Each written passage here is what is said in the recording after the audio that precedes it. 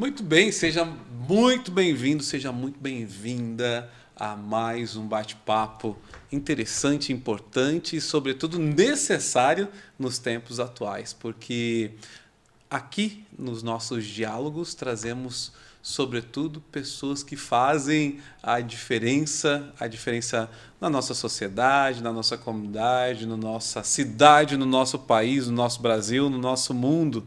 E com certeza essas histórias também nos inspiram a sairmos da letargia, sairmos, né, do paradigma, da comodidade e também fazermos algo por aqueles que mais precisam, pelo nosso próximo, pela pessoa, né, que sabemos que tem a necessidade, que precisa de, às vezes, um empurrãozinho para a superação, né? A superação da sua realidade ou romper até mesmo a sua realidade. E hoje eu quero conversar com uma pessoa maravilhosa que é mestre em História pela Unila, com formação em Psicologia, Teologia, especialização em Psicopedagogia Clínica Institucional, ativista social, pesquisador e produtor cultural, é referência nacional em temas como favela, juventude, racismo estrutural e territorial, empreendedor social, fundador da CUFA Paraná e da Labuta, empresa voltada à economia criativa nas periferias,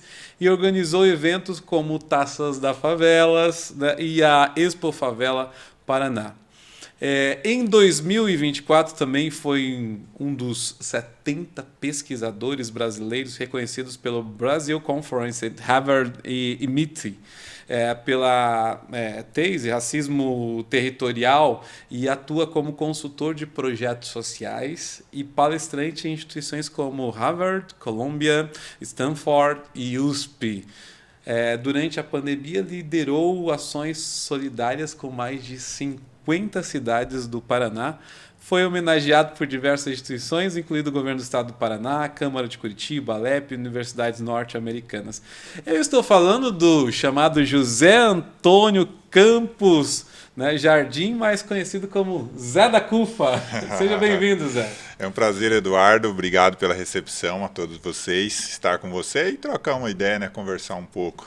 Olha, o currículo dele aqui era grandioso. A gente tentou resumir um pouquinho, bem resumidamente, de toda a expertise, de toda a experiência. E, de fato, é uma pessoa, né, que faz a diferença em meio a tantas indiferenças. Eu quero começar fazendo uma pergunta a ele. Zé, quem que é o Zé, né, antes de ser tudo isso? Eduardo, eu sou uma pessoa caseira, que gosta de ficar em casa e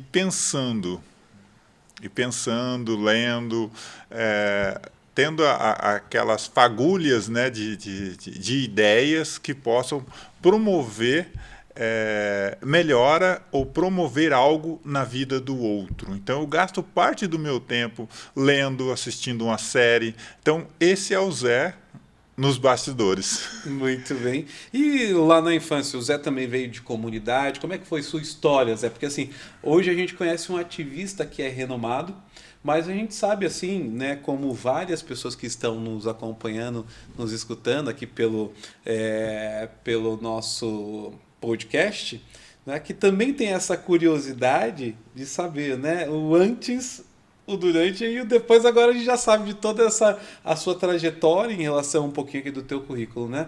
Mas e lá na sua, né, na base, na essência, como é que foi a tua história? Não muda, né? Não muda da grande maioria dos nossos jovens aí. Eu sou da década de 70, nasci em 74, então peguei ali o finalzinho da ditadura, né? Aquele período complicado da sala de aula, então eu invadi da sala de aula porque os professores ainda estavam muito fechados nesse processo mais rancoroso, num processo mais incisivo, Sim. direto, e aí eu evadi da sala de aula. O meu pai, finado pai, é alcoólatra, a mãe trabalhava 24 horas, então a rua foi a minha escola, e a partir daí vivi e vi muitas coisas que a grande maioria das crianças e adolescentes de periferia veem e viam e continua vendo, né? Então, essa foi a minha infância. Eu costumo dizer que ela não muda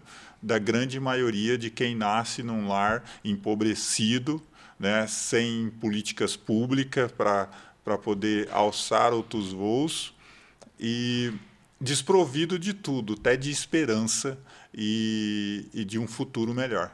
E quando é que foi o momento desse clique ou desse despertar, né? E como que foi essa virada? Que, por exemplo, eu, né, inclusive estou lá, uma foto minha que eu reencontrei depois no livro, né, de Dom Bernardino Sandalo, que veio a falecer recentemente, que foi um bispo, um grande profeta, lá com 7 anos no acampamento do movimento Sem Teto, Sem Casa em São Paulo. Né? E já desde muito cedo, né, também de uma família de 13 filhos, né, 12 irmãos, toda essa história, assim como a sua, pai alcoólatra, né, mãe trabalhando fora, lutando, mas teve um momento vamos dizer assim, dessa ruptura e desse olhar, puxa vida, né, eu sou essa pessoa, eu posso fazer diferença, né? Quando é que isso aconteceu contigo? De um momento trágico. Sim. Quando eu começo a olhar à minha volta e aqueles que eram praticamente quase que do mesmo ano de nascimento já não estavam mais comigo. Ou estavam presos, ou estavam mortos. Sim. Aí eu falei para mim mesmo, né? Eu não vou morrer jovem. Sim. Mas ainda não tinha todo esse conceito, né, de genocídio da juventude, não tinha essa elaboração teórica na minha mente, mas eu decidi que eu não morreria cedo. E aí comecei a buscar lugares, né, frequentar a igreja, terreiro, tudo quando tinha um lugar, vai lá, eu estava dentro.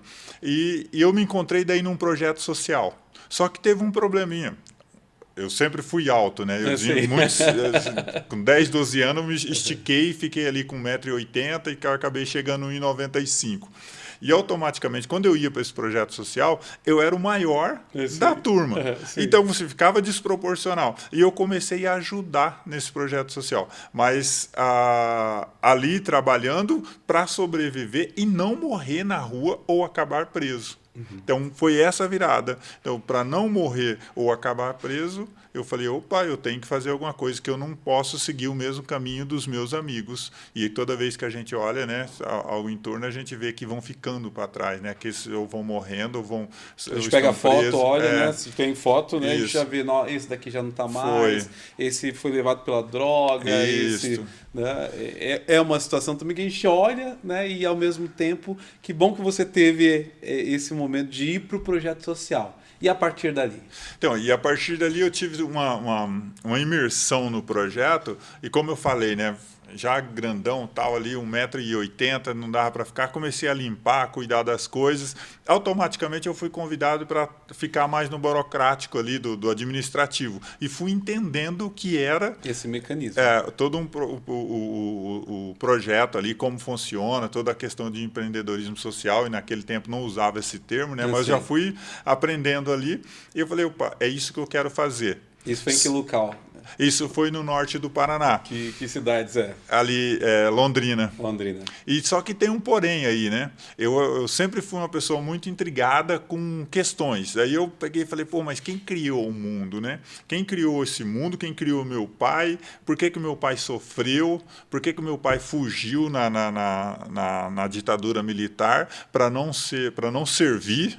Eu com medo de tudo isso, daí encontrou os meus avós maternos que estavam num processo de retirante do sul da Bahia, ele montou no caminhão pau de arara, aí meu avô fez uma forcinha, ele casou, o meu pai com a minha mãe, daí meu avô não gostou do Paraná por causa da chuva e do frio, voltou para a Bahia, e a minha mãe ficou, e estava ali meu pai, já estava eu e estava meus irmãos, eu falei, quem desgrama que fez tudo isso, né?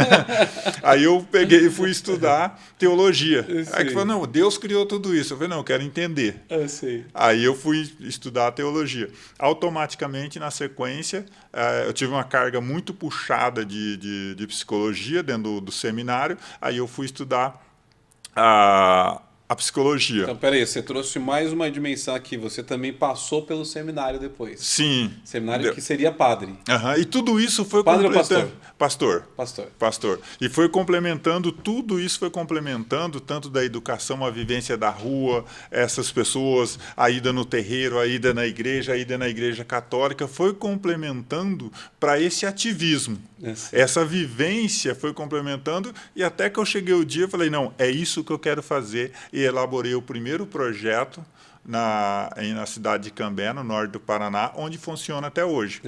E aí fui só aumentando e buscando outros lugares, outros espaços, para poder não só também desenvolver, mas aprender a como é que movimenta, como é que funciona esse universo do empreendedorismo social. Então, foi por uma questão de sobrevivência, não, para não morrer, não ir preso. Automaticamente eu peguei gosto pela coisa e fui trabalhando todo esse processo. Que bom, e como é importante a gente observar que a partir de um projeto social, né, que despertou e te impactou, e lógico, como você não se encaixava ali pela altura, né, você passou a ter também este olhar de ser particípio no processo, isso fez essa transformação.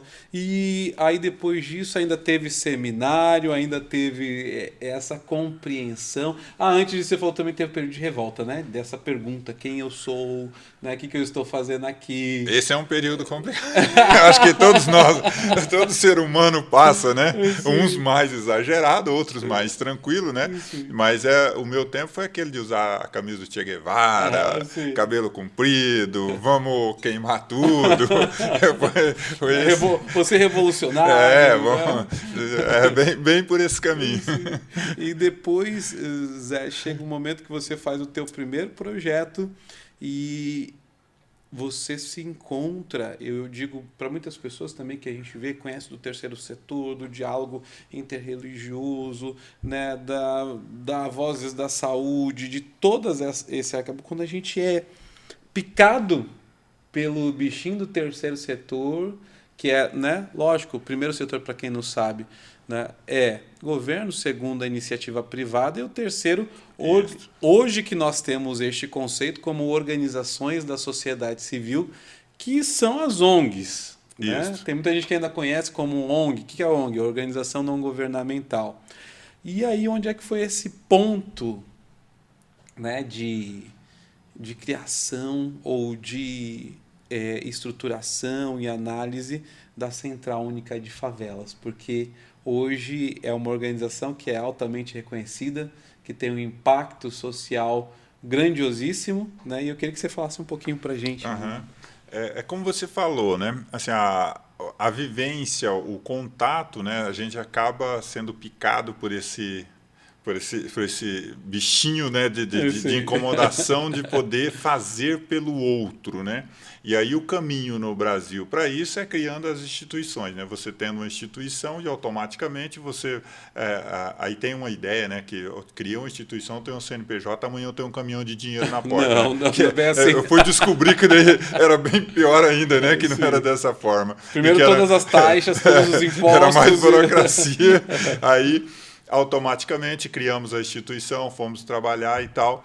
Só que eu precisava ampliar, e aí ter uma marca forte do lado é um processo muito interessante, principalmente para as pequenas instituições. Então, quando eu começo a ver no Brasil as instituições Afroreg, Bagunçaço na Bahia, a CUFA, aí estava começando alguma coisa do G10, Gerando Falcões, todas essas instituições, Papo Reto, então são o Rafuage no Rio Grande do Sul, todas essas instituições.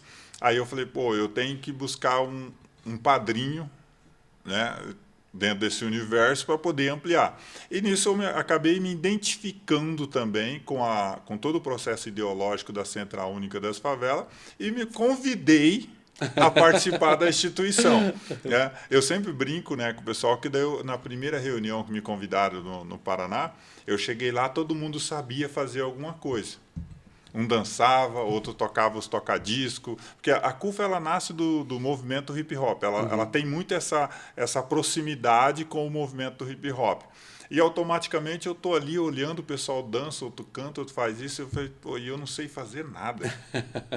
O grande nós para dançar parece que era o bonecão do posto, né? Que ele fica lá balançando lá. O boneco de Olinda, né? Você fica lá balangando. Aí eu falei, vai chamar a atenção demais, né? Cantar essa voz de taquara rachada, né? Aí eu falei, pô, eu tenho que achar alguma coisa. Aí eu lembro que eu peguei o ônibus e demorava uns 45 minutos, e o menino que me convidou, do lado ali sentado, e ele explicando, e ele falando, eu falei, cara, eu acho que eu quero ser dono dessa instituição. Uhum.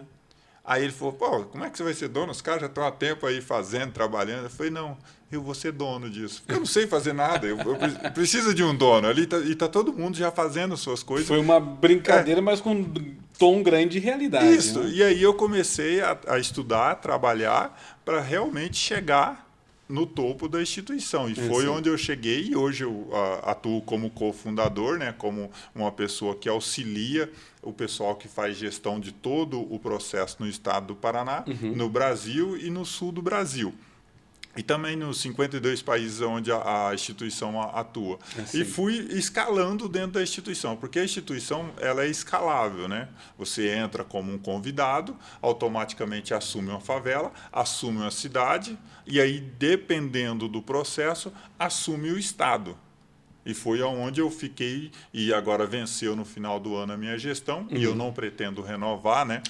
Porque a gente também tem que dar espaço para outras lideranças. Você vai deixar vir outro dono. Isso, porque a gente também tem que dar espaço, principalmente para essas pessoas mais novas, ocupar, porque é de um empoderamento gigantesco, e é de uma vivência que eu levo para toda a minha vida, o que eu aprendi dentro dessa instituição, o que ela me ensinou e o que ela me proporcionou, outras pessoas também têm que vivenciar isso. E se eu me perpetuar no cargo, eu não abro espaço para que outras lideranças surjam. Exato. Então a gente tem que ter essa noção e essa sensibilidade, né? Para mim ficar lá seria ótimo, né? Ficar na TV, dando entrevista, arrecadando, viajando para fora, viajando, isso seria maravilha. Só que a gente tem que ter a sensibilidade, que a gente tem que formar outras lideranças.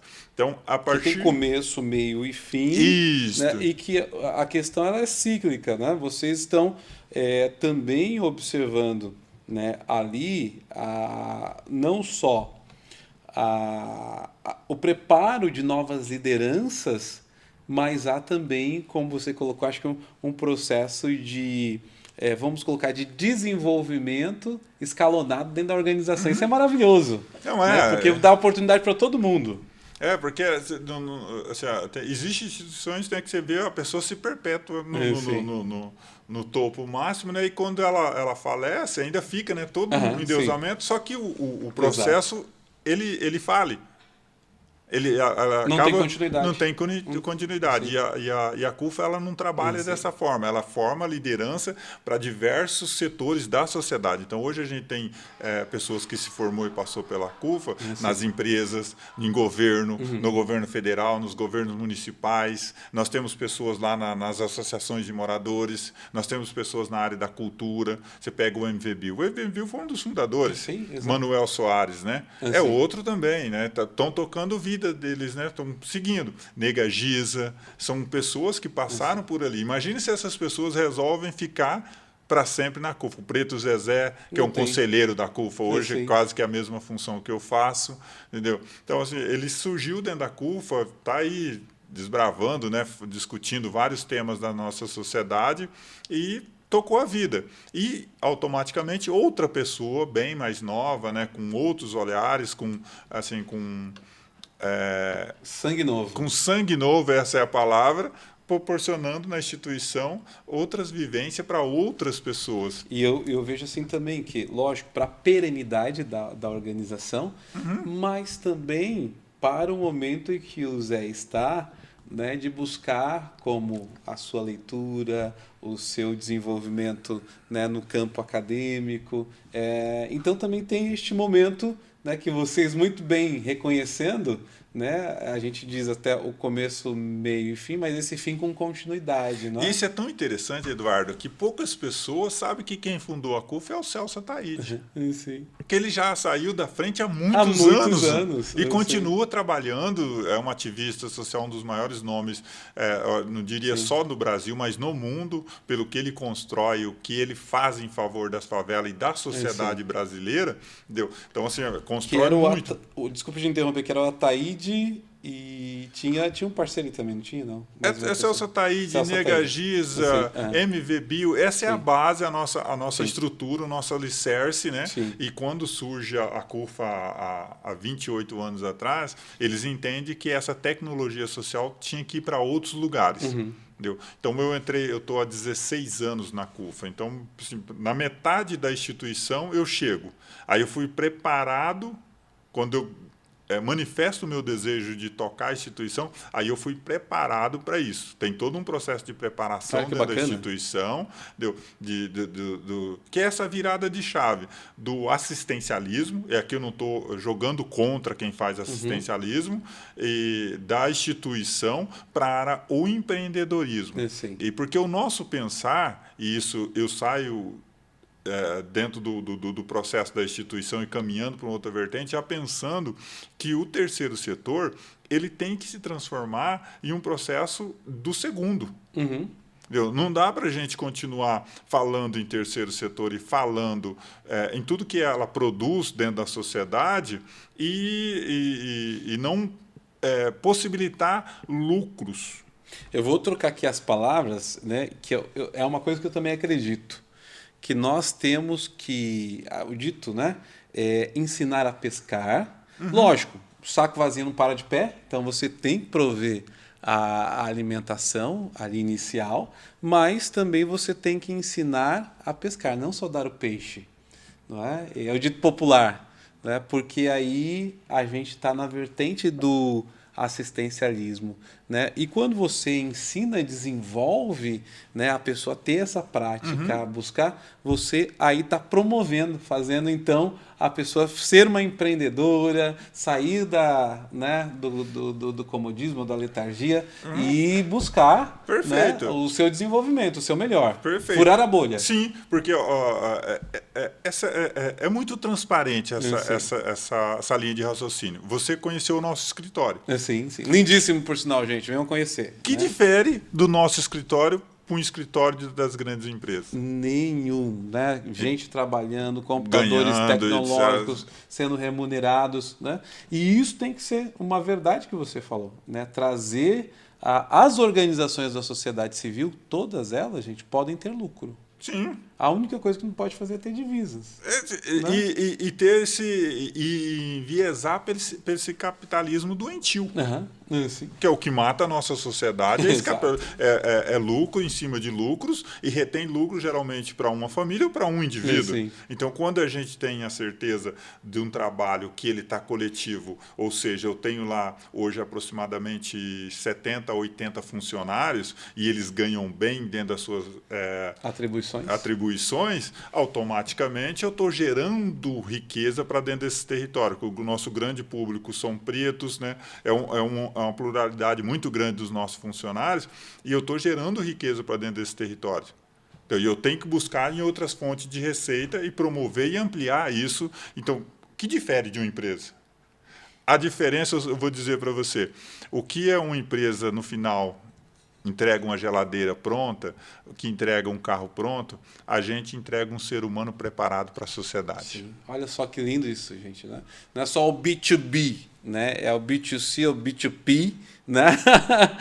Que a gente fala, tem todas as siglas aí, né? B2B, negócio por negócio, que foi quando eu trabalhei em multinacional e decidi sair, né, para trabalhar no terceiro setor, porque é onde eu vejo, né? É delicioso. É delicioso, né? Essa promoção, a gente está trabalhando para pessoas, para promover pessoas, para desenvolver pessoas, né? E quando a gente vê chegando no equipamento, um atendimento, uma pessoa que sai com um sorriso, porque naquele momento se sentiu valorizada, se sentiu, como diz lá no filme do Avatar, né? Eu te vejo, né? E é isso, e também a questão quando uma pessoa chega para a gente e fala, ó, a partir do curso de empreendedorismo de vocês, eu consegui melhorar o meu negócio aqui na favela, eu aumentei as minhas vagas de emprego. Trabalhava eu e meu filho. Agora eu estou contratando também o filho da fulana. Olha o só. filho do fulano. É maravilhoso, né? Você fala, olha que legal, né? Não é só a cultura, não é só o esporte, mas a gente tem que começar a pensar nas instituições, e aí, voltando um pouquinho lá, foi aí que eu aprendi todo e trouxe essa bagagem comigo, a partir dessa aproximação com a instituição, com a CUFA, sobre esse empreendedorismo, sobre ser um executivo social. Muito bem, olha... Nós vamos, acho que ter desdobramentos, viu, Zé? Porque senão o tempo passa muito rápido. Voa. Né? E a gente não começou a falar um terço aqui ainda, não é, de toda essa luta e labuta, como tem aqui, né? A labuta do Zé em relação a esse impacto social, esse desenvolvimento social que é tão importante, tão necessário e preciso. Por isso que eu comecei com essa fala e que eu também acredito, viu, Zé? Eu também sou fruto lá da comunidade, né, quando estava lá na igreja local, fazendo evento, fazendo baile, para a gente arrecadar, para fazer o encaminhamento para as famílias. Então, isso é importante, por isso que eu defendo mesmo com unhas e dentes as organizações da sociedade civil que fazem esse impacto e essa transformação social tão bacana. Mas e aí? E os projetos futuros agora, né? Projetos futuros do Zé e projetos futuros de CUFA, né? Como é que fica? Não, a CUFA segue, né? A CUFA segue, ela não para, a gente fez um trabalho para que ela continue existindo e a gente tem ótimas pessoas trabalhando na CUFA. Não estou deixando a CUFA, eu viro um conselheiro da CUFA, estou ali sempre perto, até devido à experiência. E eu continuo como pesquisador, estou aí tentando fazer um doutorado agora dentro do território de favela, que é a minha especialidade, né? Eu sempre discuto esse território, eu venho de dentro desse território, as minhas pesquisas são sobre o território de favela e são números, são dados, né, que a gente precisa expor cada vez mais, porque nós estamos falando de quase 20 milhões de pessoas dentro desses territórios de favela. Sendo que grande parte são pessoas pretas e pardas. Na grande maioria. Nós estamos falando de um território que movimenta 202 bilhões anual. Esse PIB é maior do que muitos países da América do Sul. Nós estamos falando de um território que é o maior colégio eleitoral do país, que é as favelas. Então, a gente precisa, matematicamente, começar a questionar e pôr isso na vitrine para discussão, ou pôr na mesa, como diz o outro, para discussão. E como eu sou um pesquisador e um ativista, né, eu continuo agora, a gente criou o Instituto Atos também, o Instituto está funcionando, está gerando esse monte de emprego, tem a CUFA como parceira social, está lá gerando emprego, com novas ideias, podcast, vai vir filme da favela agora também. E num sentido aí, eu sei que o nosso tempo está correndo, mas num sentido de mostrar que Curitiba tem coisas boas, ruas lindas, maravilhosas, parques que são, assim, de dar inveja ao mundo, né? Mas nós temos favela, nós temos preto aqui também, e nós temos pretos de favela construindo essa cidade. 24% da população de Curitiba, né, é preta e parda. Que constrói essa cidade. Que levanta cedo, que está trabalhando, né? Que está nos prédios, limpando, construindo, tem advogados, tem engenheiro, tem você aqui me entrevistando na área de comunicação. Então, a produção. Tem a produção. Então, assim, está gerando riqueza. E a gente precisa discutir isso, a gente precisa colocar isso na mesa de discussão e evidenciar. Porque enquanto não discutirmos a potencialidade desse território, outras pessoas vão ficar discutindo as mazelas. Mas mazelas promovidas pela ausência do Estado. A gente tem que ser muito coerente com isso, que é a ausência do Estado. As mazelas que existem dentro desse território é pela ausência do Estado. De políticas públicas, de garantia de direitos não aplicados. Gente, você vê, é por aí que a gente tem que refletir, né? Não tem saída. E aí, assim, eu como pesquisador, como uma pessoa apaixonada, quero continuar fazendo essas pesquisas, fazendo as minhas discussões, fazendo as minhas palestras, que eu tinha cortado boa parte das minhas palestras, das minhas andanças, para dedicar à estruturação desses projetos, né? Então, hoje, a gente tem mais de 40 milhões de investimento nesses 3 anos dentro do território. Eu, assim, desconheço qualquer instituição com tamanho investimento dentro dos territórios de favela nesses últimos 3 anos. Eu também. Eu também. É de parabenizar e dizer que é uma organização seríssima a partir de todo esse trabalho que você foi dono. E também estou fechando meu livro, né? Daí eu tenho que me dedicar ao livro agora, que já está na fase de correção, estamos trabalhando as artes lá. E o tema é bem propício àquela ideia que eu tive de não morrer na rua. Esse futuro que nunca chega. O título, que é um texto que está na Gazeta desde 2017, muito lido, um dos textos mais lidos que eu fiz em 2017, está lá até hoje. Eu exposto, senão já tinha caído também, né? Mas é esse futuro que nunca chega, porque a gente fica sempre falando que o jovem é o futuro do país, mas a cada 23 minutos um jovem negro é assassinado. Então, de que futuro nós estamos falando? Aí tem minha tese de mestrado, que também já está indo para o forno ali para fazer as correções para ser publicada, né, fazer toda a adequação, que é em cima do Parolim. A minha tese é uma pesquisa em cima do Parolim. Para quem não sabe, que também é uma comunidade, é uma favela aqui de Curitiba. Praticamente está dentro do centro, a 10 minutos do centro, 8 minutos, né? Aí eu faço toda uma pesquisa mostrando a potencialidade do território, principalmente nos últimos 2 capítulos, que é a minha tese de mestrado em História, na UNILA, que eu discuto o Parolim e a potencialidade desse território. Escrevo na primeira pessoa, que é de, se eu não posso estar errado lá, Racismo Territorial, uma história do tempo presente, de 1974 a 2022. Mas 1974 é o ano que eu nasci. Sim. E eu escrevo ela toda na primeira pessoa. Eu vim 2 anos depois, viu? Eu já cinquentei. Eu ainda no ano que vem, estou chegando Eu já cinquentei. lá. Vou para o 51 agora. Muito bom, gente. Olha, que conversa assim maravilhosa. Obrigado, Zé. Zé da CUFA, né? Ou melhor, José Antônio Campos Jardim.